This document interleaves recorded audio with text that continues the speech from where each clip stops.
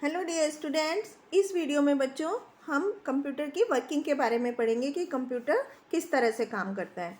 बच्चों, आप सभी को पता है कि कंप्यूटर एक इलेक्ट्रॉनिक डिवाइस है जो हम इंफॉर्मेशन कंप्यूटर को देते हैं उसको प्रोसेस करता है और फिर हमें आउटपुट में हमारा जो रिक्वायर्ड रिजल्ट होता है वो देता है।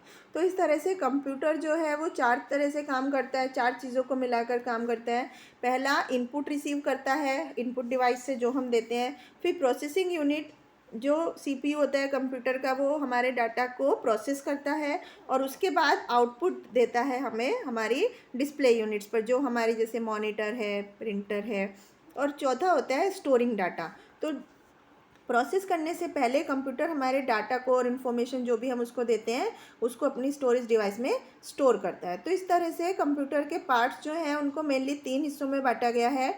इनपुट डिवाइसेस सबसे पहले पढ़ते हैं। उसमें इनपुट डिवाइसेस क्या होता है, जिस हमें कंप्यूटर को अपने इंस्ट्रक्शंस और डाटा जिस डिवाइस से देते हैं उसको हम इनपुट डिवाइस बोलते हैं, जैसे कि कीबोर्ड है या माउस है। और भी बहुत सारी इनपुट डिवाइसेस होती हैं, जैसे कि लाइट पेन है, जॉयस्टिक है, स्कैनर है, टच स्क्रीन, ये सब इनपुट डिवाइसेस हैं। तो सबसे पहले हम कीबोर्ड के बारे में पढ़ते हैं। कीबोर्ड सबसे ज़्यादा यूज़ किया जाने वाला इनपुट डिवाइस है कंप्यूटर में। तो हम कंप्यूटर में कीबोर्ड की हेल्प से अपना डाटा एंट्री करते हैं। इसमें बहुत सारी कीज़ होती हैं।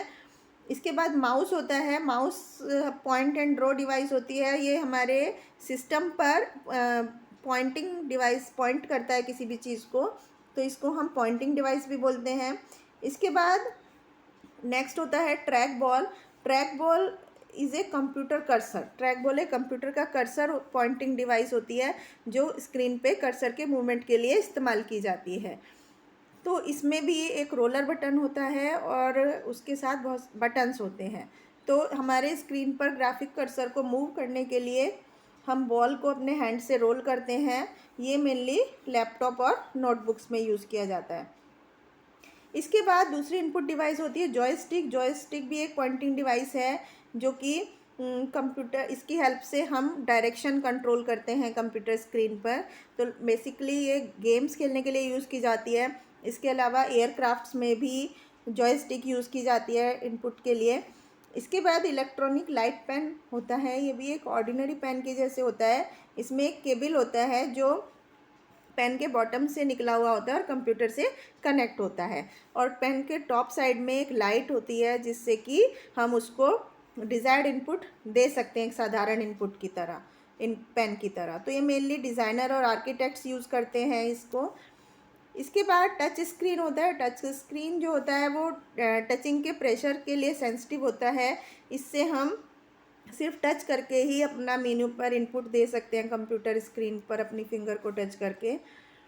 इसके बाद ग्राफिक टैबलेट होता है। ग्राफिक टैबलेट एक फ्लैट सरफेस होता है जिस पर हम कुछ भी इमेज ड्रॉ कर सकते हैं। ये हमें एक पेन के जैसे काम करता है और इसमें इनपुट डाटा हम उसको दे सकते हैं टैबलेट को। तो इस तरह से इसमें इमेज ड्रॉ नहीं होती हैं, बल्कि ये कंप्यूटर पर डिस्प्ले होती है इसकी जो इमेज होती है। इसके बाद नेक्स्ट हम पढ़ते हैं बारकोड रीडर के बारे में। बच्चों, बारकोड एक वाइट बैकग्राउंड पर पतली पतली ब्लैक कलर की लाइंस होती हैं जिसे हम बारकोड बोलते हैं। ये बारकोड रीडर उस बारकोड को पढ़ने के लिए इस्तेमाल किया जाता है। इसमें एक लाइट सोर्स होता है और एक लेंस होता है जिससे ये बार्स को रीड करके और डिजिटल सिग्नल को कंप्यूटर पर भेजता है। इसके बाद स्कैनर होता है जो नेक्स्ट इनपुट डिवाइस है। इसमें ये डॉक्यूमेंट को स्कैन करके और उसको मॉनिटर पर भेजता है इलेक्ट्रॉनिक इमेज।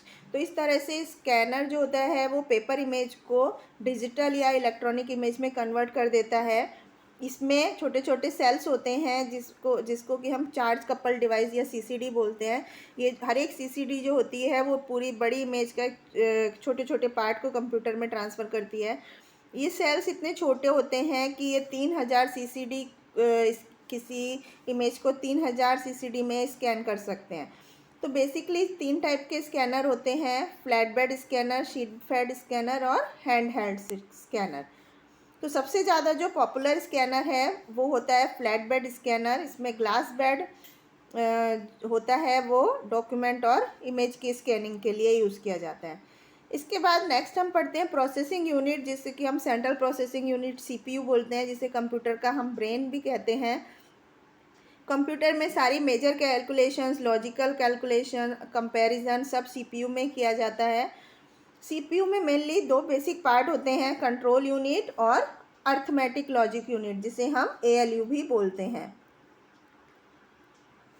तो इस तरह से कंट्रोल यूनिट के बारे में हम पहले पढ़ते हैं। कंट्रोल यूनिट में सीपीयू प्रोग्राम इंस्ट्रक्शंस को इंटरप्ट करता है, चूज़ करता है और उसके एग्जीक्यूशन के लिए कोऑर्डिनेट करता है। इससे हमारे सारे कंप्यूटर सिस्टम को कंट्रोल किया जाता है।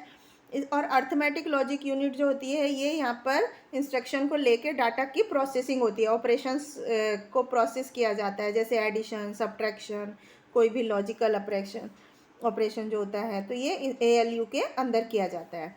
इसके बाद नेक्स्ट होती है स्टोरेज यूनिट। स्टोरेज यूनिट जो होती है वो डाटा और इंस्ट्रक्शन जो हम कंप्यूटर में एंटर करते हैं इनपुट डिवाइस से, उसको आउटपुट यूनिट तक पहुंचाने से पहले स्टोर किया जाता है। कंप्यूटर में दो तरह की स्टोरेज यूनिट्स होती हैं, प्राइमरी स्टोरेज और सेकेंडरी स्टोरेज। तो सबसे पहले प्राइमरी स्टोरेज के बारे में हम पढ़ते हैं। प्राइमरी स्टोरेज होती हैं जिसे हम कंप्यूटर की मेन मेमोरी बोलते हैं, ये रैम और रोम होती है। रैम मतलब रैंडम एक्सेस मेमोरी, जो कि एक वॉलेटाइल मेमोरी होती है और इसमें टेम्परेरी डाटा स्टोर होता है और इसमें यूज़र इसको आसानी से एक्सेस कर सकते हैं और इसमें से डाटा अगर पावर चली जाए तो डाटा डिलीट हो सकता है अगर हमने उसको सेव नहीं किया है। इसके बाद रोम रीड ओनली मेमोरी होती है, जो कि नॉन वॉलेटाइल मेमोरी है। इसमें डाटा परमानेंटली स्टोर होता है और रोम में हम केवल रीड कर सकते हैं, लेकिन हम उसमें चेंज नहीं कर सकते। रोम दो तरह की होती है, प्रोग्रामेबल रीड ओनली मेमोरी और electrically erasable programmable read only memory. Secondary storage या ऑक्सिलरी स्टोरेज में प्रोग्राम और इंस्ट्रक्शंस परमानेंटली स्टोर रहते हैं। इसमें इंफॉर्मेशन जब तक स्टोर होती है जब तक हम कंप्यूटर को स्विच ऑफ नहीं करते हैं। अब हम सेकेंडरी स्टोरेज डिवाइसेस के बारे में पढ़ते हैं, जो कि hard disk, floppy disk, CD ROM, DVD, flash drive और मेमोरी कार्ड। तो सबसे पहले हार्ड डिस्क के बारे में पढ़ते हैं। हार्ड डिस्क जो होती है वो हार्ड मेटल प्लेटर्स के से बनी हुई होती है, जिसका साइज़ 1 से 14 इंच के डायमीटर का होता है और इसमें बहुत सारे प्लेटर्स एक सिंगल सेंट्रल शाफ्ट पर लगे हुए होते हैं और इसकी कैपेसिटी में होती है कि इसमें बड़ा ज़्यादा डाटा हम स्टोर कर सकते हैं। इसके बाद फ्लॉपी डिस्क होती है, एक फ्लैट और सर्कुलर पीस होता है, फ्लेक्सिबल होती है, कोटेड प्लास्टिक कोटेड होती है और मैग्नेटिक ऑक्साइड से कोटेड होती है। इसमें स्क्वायर प्लास्टिक की शीट होती है जिसकी जैकेट जो होती है वो डिस्क की सरफेस को कवर कर लेती है। इसको हम फ्लॉपी या डिस्केट बोलते हैं। जनरली दो साइज़ की फ्लॉपीज़ अवेलेबल होती हैं, 3.5 इंचज़ और 5.25 इंचज़। इसके बाद हम सीडी रोम के बारे में पढ़ते हैं। सीडी रोम जो होता है इसका फुल फॉर्म होता है compact disc read only memory. ये सीडी ड्राइवर में से प्ले की जाती है। इसका जो लुक होता है वो एकदम चमकदार और सिल्वर कलर मेटल डिस्क होती है।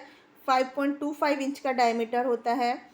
इसमें पॉलीकार्बोनेट प्लास्टिक से बनी होती है और इसके ऊपर प्योर एल्युमिनियम की एक पतली लेयर होती है जिससे ये रिफ्लेक्टिव होती है। इसकी स्टोरेज कैपेसिटी 650 MB से 700 MB तक होती है। इससे हम केवल इन्फॉर्मेशन को रीड कर सकते हैं। दो तरह की सीडी होती हैं, CD ROM. R represent compact disc recordable, जिसमें कि हम रिकॉर्ड कर सकते हैं। इसमें एक बार डाटा लिख दिया तो उसको रिमूव करना या इरेज करना मुश्किल हो जाता है।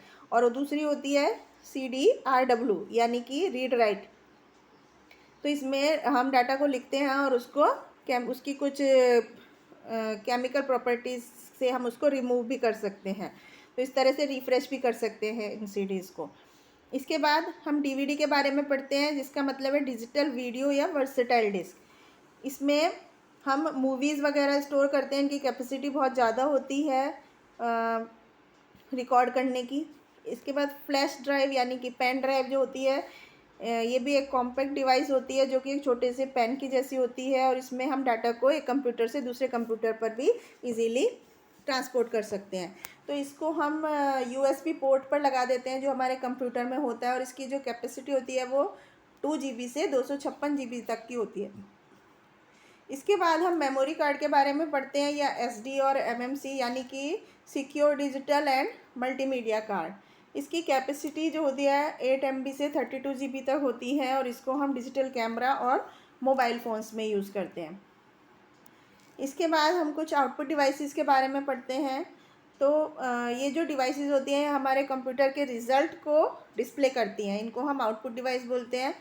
जो आउटपुट डिवाइस होती है वो हमारे, जब हम इनपुट देते हैं और उसके बाद सीपीयू उसको प्रोसेस करता है और प्रोसेसिंग के बाद जो रिज़ल्ट होता है वो हमें आउटपुट डिवाइस पर दिखाई देता है।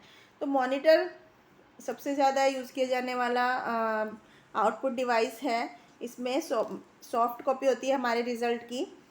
जो भी आउटपुट होता है ये टीवी स्क्रीन की तरह हमें दिखता है मॉनिटर, वो हमें मॉनिटर पे डिस्प्ले होता है। मॉनिटर दो तरह के होते हैं, कैथोड रे ट्यूब यानी सीआरटी और liquid crystal display LCD type. तो सीआरटी मॉनिटर्स जो होते हैं वो नॉन पोर्टेबल स्क्रीन सिस्टम होते हैं, जबकि एलसीडी मॉनिटर होते हैं वो फ्लैट पैनल, पतले और हल्के होते हैं। प्रिंटर के बारे में पढ़ते हैं। प्रिंटर भी एक ऐसी आउटपुट डिवाइस है, जो कुछ भी टेक्स्ट या ग्राफिक हमें स्क्रीन पर, मॉनिटर पर दिख रहा है उसको हम एक पेपर पर इस प्रिंटर की हेल्प से ले सकते हैं। प्रिंटर जो होता है वो परमानेंट रिकॉर्ड होता है कागज़ पर। प्रिंटर तीन तरह के होते हैं, डॉट मैट्रिक्स, इंकजेट और लेज़र प्रिंटर। प्लॉटर्स होते हैं। प्लॉटर्स में आइडियल आउटपुट डिवाइस जो होती है ये आर्किटेक्ट और इंजीनियर और सिटी प्लानर जो होते हैं वो यूज़ करते हैं इसको। इसमें ड्रम प्लॉटर और फ्लैट बेड प्लॉटर्स होते हैं। इसके बाद स्पीकर्स, ये एक ऑडियो आउटपुट होती है।